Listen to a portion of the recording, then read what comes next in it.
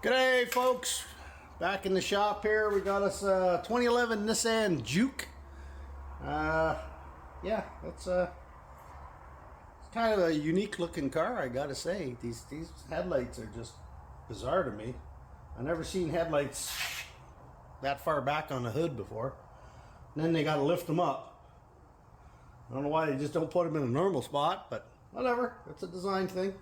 I'm sure it works just fine. Anyways, they dropped it off last night. Okay, well, going through the trunk load of parts here, we got rotors, calipers, pads, everything to do a complete brake job. Even got 2 sets of vacuum bleeders for some reason. Anyway, I don't know if they were preparing to do it themselves and just left everything here or not, but shouldn't need all that. We got brake clean, brake fluid. Geez, I wish everybody done that. Just drop off everything I need. Don't have to do any shopping at all. Anyways, we're going to get this thing up on the lift and start tearing into these brakes. Oh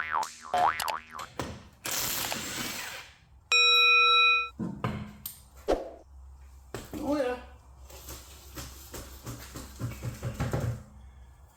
No backing plate. Well, you can see right there, there's maybe 5/8 of an inch of the brake rotor that's actually being touched by the pad here. And here's some grooves on the backside I can feel. That looks to be the worst one. The fronts are starting to go like the very edge here. I'll show you. There's the front. Not much better, a little bit, but still not a whole lot of anything happening here or down in here. So that's about half the rotor maybe is being used.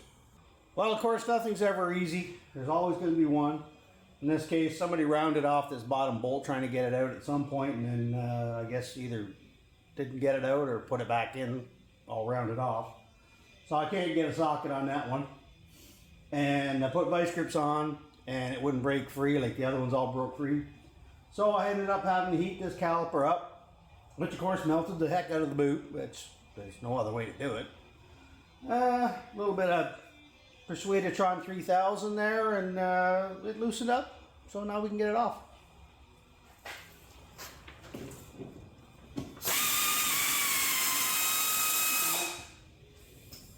Oh yeah, not a bit of grease on that, and rusty.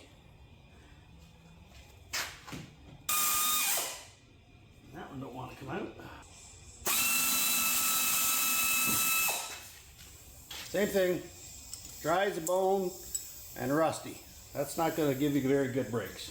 I expect this to come right off. Yep. Tiny little piston on this thing. Well, at least the pads aren't locked up. Oh, that one's a bit. Had a bit of life left on the pads, but the rotor is just done.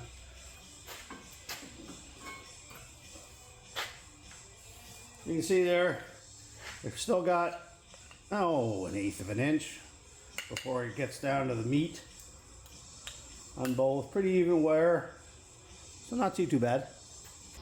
Well, I'm seeing now why he bought all the parts and didn't want to do his own brakes, because all these bolts are rounded off. I got the top one loose and that one just flies right off. So, we got to figure something out here.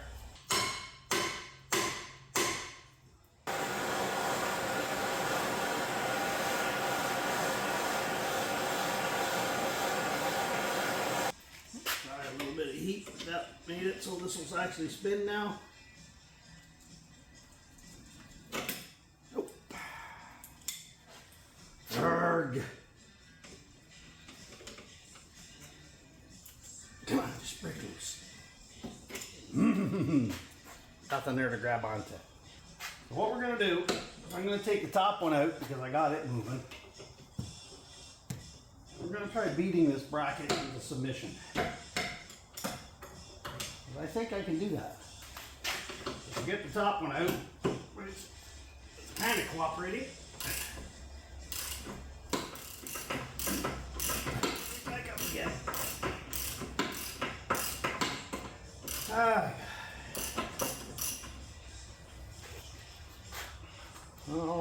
threads weren't overly bad. Man, that was tight. Somebody probably put Loctite on the darn things. Okay, so what we're gonna do here, that bottom bolt is round. There's nothing to grab onto. But what you can do here is if you get one out, you can loosen that up. We're gonna go 3,000 here.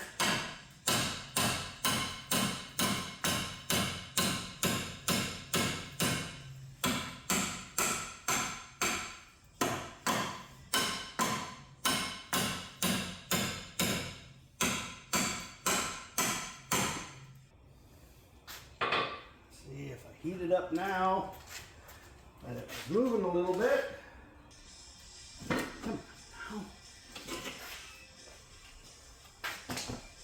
We need real heat for this one.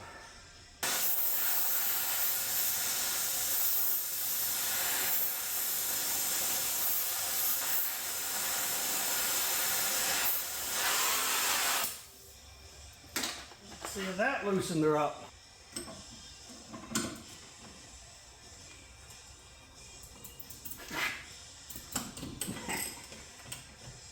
Heat works every time, boys. That's the part where everybody in the comments tells me that I am an idiot and I need to use the right tool. Well, that's the right tool. It wouldn't have been a problem if the head of the bolt wasn't rounded off. There you go.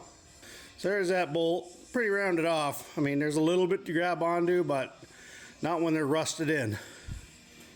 So heating up that part of the bracket where the threads are, and a little bit of Persuaditron there to give it some shock loosening. We got her. Might keep that torch close. I think we might need it again. That's only the first wheel.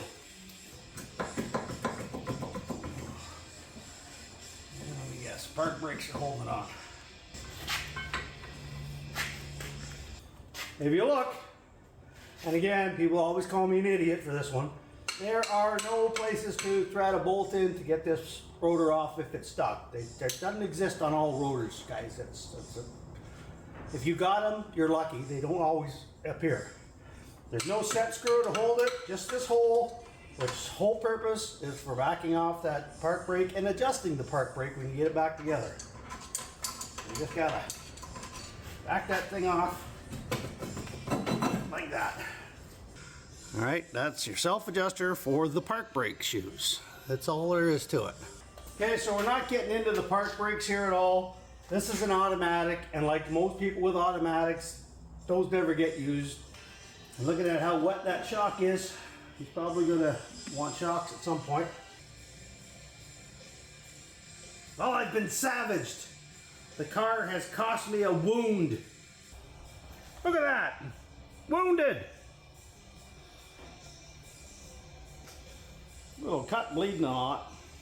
What happens when you get these sharp, rusty edges? I think I need a tetanus shot. Yeah, right. Look at my shop floor. I've been wounded. So what got me here was a little sharp tab right there. Other than that, the side's going okay. Just that one bolt's really tight. And well, the backing plate is, I don't know what's holding it on, but there ain't a whole lot of anything holding that on. A little bit down here. Maybe we'll rip it off at that point. Just gonna end up falling off and getting jammed into the brakes most likely.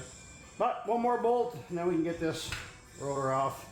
Now I'm trying to do this one-handed as I staunch the bleeding on a very tight bolt that I can't get a power tool on because the shock's in the way. Well, at least this side wasn't rounded off quite as bad. I was able to just get the sockets on. It was a sloppy fit, but they worked.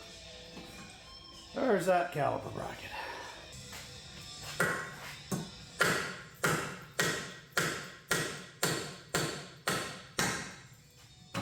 That's the right tool for the job. Well, we got some fancy rotors there, drilled and slotted. This must be a performance machine. Anyways, we got our NTCs on the hub there. We can go ahead and put that rotor on.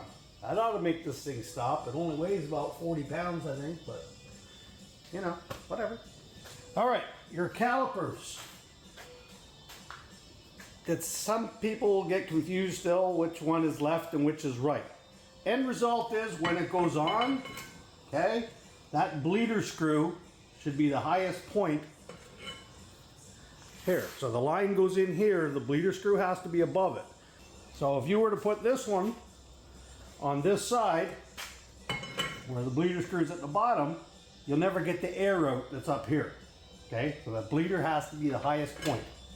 All right, we're gonna go ahead and throw the bracket on here. Same thing, just anti-seize on your bolts, not Loctite. We have natural Loctite up here in the rust belt. It'd be nice if you could actually get at these bolts with a power tool, but I guess I could go get a swivel, but why when I could just throw my tools on the ground?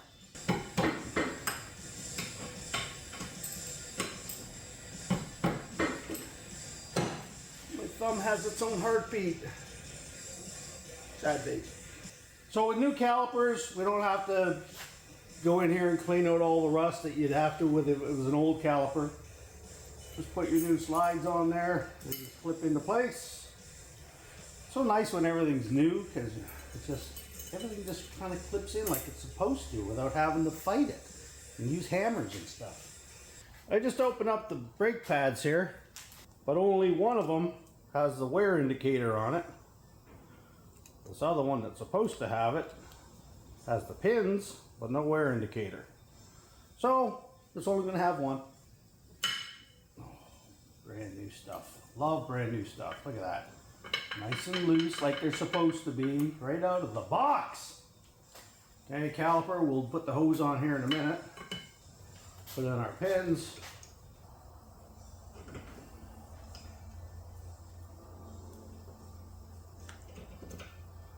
Okay, little anti-seize on the thread part of the pin. Just a smidge, they're not usually too bad unless they're rounded off. Okay, I did add a little bit of grease.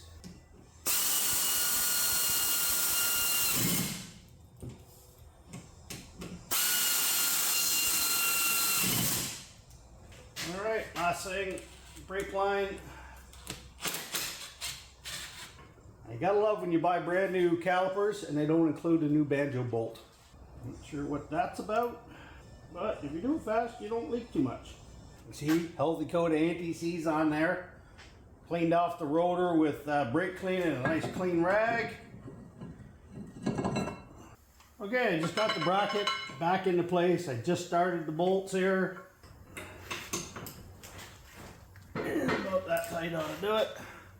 All right, that bracket's on. When you work in the shop, you've probably done this before. There, come off now. Now we gotta just disconnect that brake line and put it on there. And again, new calipers didn't come with banjo bolts, but at least they gave you the brass washers. Okay, so we got our new brakes put on. Everything's tight. We still got to bleed this obviously and adjust this park brake, but there's no sense getting into bleeding until we've done the front. So let's move over there now. All right, same thing, 14 millimeters for the caliper itself. Come out pretty easy. All right, so here you just got little bolts instead of big long pins.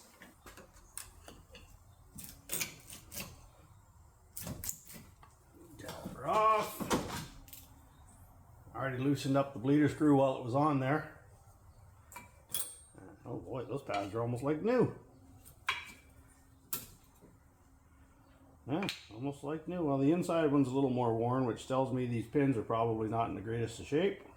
Yeah, there's some grooves in that outside of that rotor. Ah, already loose. Wow, I'll be dipped. Yeah, that bottom pin barely moving. Top pin is twisting, but now we got her. So that's what's going on there. The inner's got some grooves in it because this pin, mostly this one, is not wanting to move. Doesn't matter, we're changing it anyways. But be aware, right? Those pins are the main culprit to premature brake wear. They just don't let the pads open up again after you press the pedal. When you release the pedal, it should open up a bit, and they don't.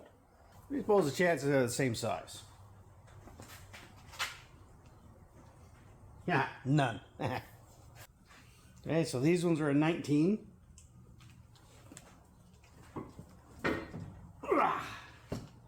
And they're good and tight. There you go. I don't like to use the power tools until I broke them loose. It's a good way to round them off.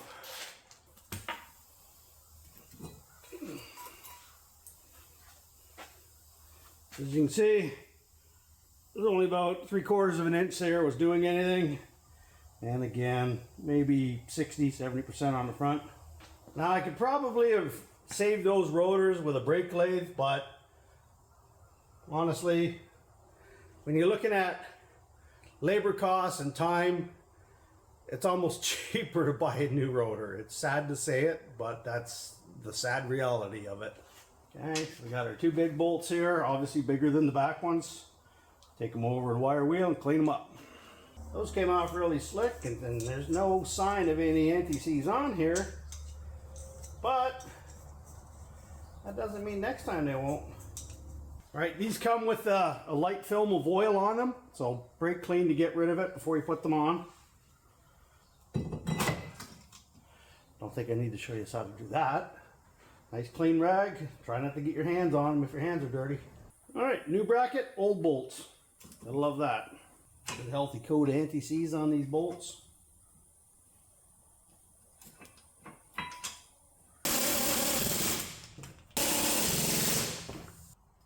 Okay, slide, same thing. These are just bigger.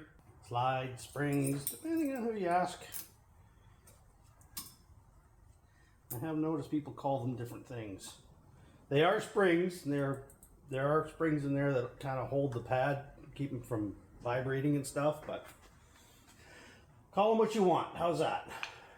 Okay, so here's something that I don't see a whole lot, is each pad, all 4 of these, have the wear indicator on them. Okay, so in the outside, wear indicators at the top. And in the back, wear indicators on the bottom. Do I think it makes a difference? Looking at it, no, I don't think it does, but you never really know. Caliper.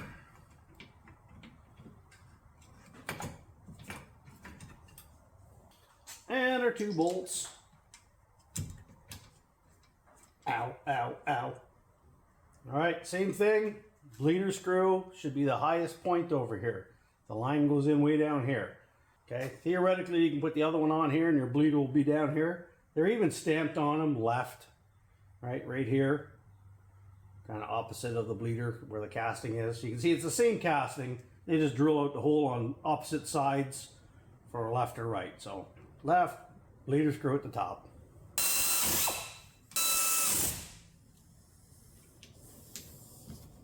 I like this one, hits hard. Torques them in there good. All right, just our line left, 12 millimeter. All right, same deal there with the washers. Put one on the bolt. Take the old ones off. Get off of there. There we go. They're kind of rusted on there, so I want both of those off. One on the bolt. Pass it through there. The next one on the inside. And put that in the hole.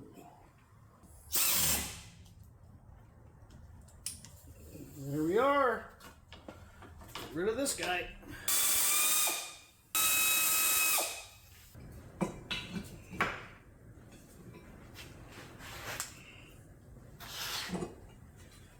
Two rotors in a row I didn't have to hit with a hammer. That's a miracle. And again, no backing plate. There's what's left of it. Apparently he priced the backing plates and it was over $300 something at the dealer. It's the only place you can get them, which is scandalous to say the least. It's just a tin backing plate.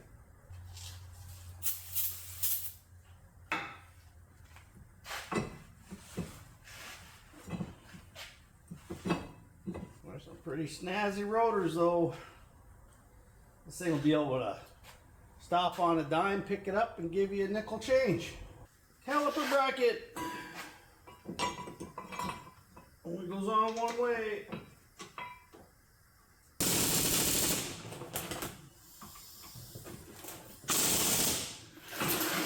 ain't coming off.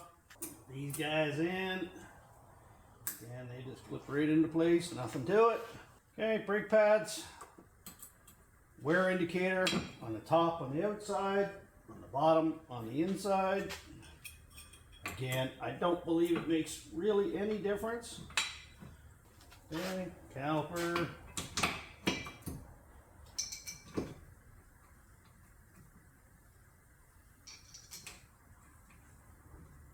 If they turn, just put a wrench on it.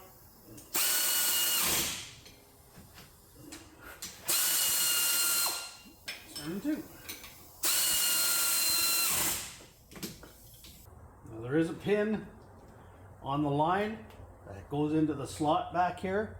Make sure you got that in there because you don't want it crooked or twisted or anything. Alright folks, there we got it. So the only thing left for me to do now is bleed the brakes, which is going to be a quick process because it's not lines, it's literally just filling up the caliper again and purging any air out. Okay, brake fluid in this beast, this little cap right here. I'm pointing it out because it's very different than a lot of cars where you can actually see the reservoir. This is down tucked underneath your air intake. So during the entire bleeding procedure, what I do is I'll do one wheel and then I'll check this before I do the second wheel, because I do not ever want to be pulling air into my master cylinder. Okay, hold it up. It's all the way up. Push it. It's all the way down. Okay folks, what I'm doing now is setting the park brake. There's different ways of doing it on different cars, so this is how this one's going to go. All I did was I raised the park brake about halfway. Now what that does is it puts some tension on the cable here. Now all I'm going to do is I got my hole here for accessing the park brake, and right now I can spin this. So I know the park brake's not grabbing. All I'm going to do is click, and you can't really hear it, but you can hear the spring. And what I'm doing is I'm clicking it until I can feel the brake start to grab, and now I can't turn it. Alright, then I'll take the park brake off, go a couple more clicks, and then test it and see how far the handle comes up. It should come up to about halfway is where you want your park brakes to be grabbing. If you got both sides grabbing, then you know you're in the ballpark. And finally, put the wheels back on and we're done.